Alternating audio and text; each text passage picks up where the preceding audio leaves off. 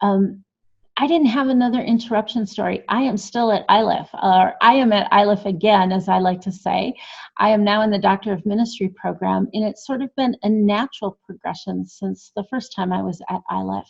I was fortunate to get my Master's of Divinity at Iliff School of Theology, and one of the very first classes that I took in my very first semester was Hebrew Bible with Dr. Mark George. And I think that makes me wonder, like, who is my favorite professor? Who is the favorite teacher that I've had at Iliff? And I can't imagine having a favorite. I have not had a single professor that I did not connect with and did not learn from in some way, shape, or form. So it would be hard for me to choose a favorite professor at Iliff. But if I had to right now, I think I would give a big shout out to, and I really hope I say her name correctly, Dr. Lizardi Hajbi.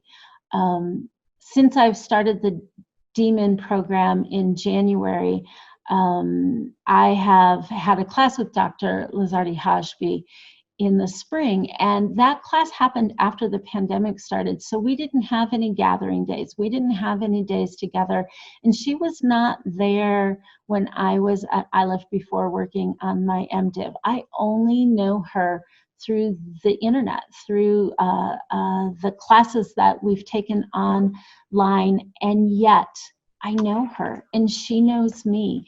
And she came into that online environment with the same passion that I have always experienced through Iliff professors.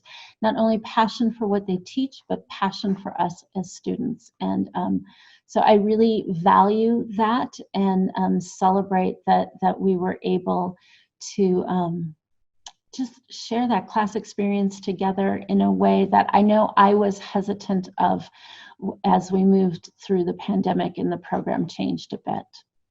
So what do I plan to do after I graduate with my Doctor of Ministry? It's interesting because I knew I wanted to do something liturgical related to the Catholic framework, especially for myself in the ecumenical Catholic communion.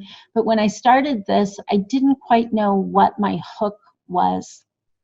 And then we entered the pandemic, and how we do religious services, how we do communion, how we share Eucharist has changed profoundly. So I do know that my thesis will be on how do we share Eucharist with one another and with God in this pandemic moment where social media is the tool, where 2,000 years ago catacombs may have been the tool.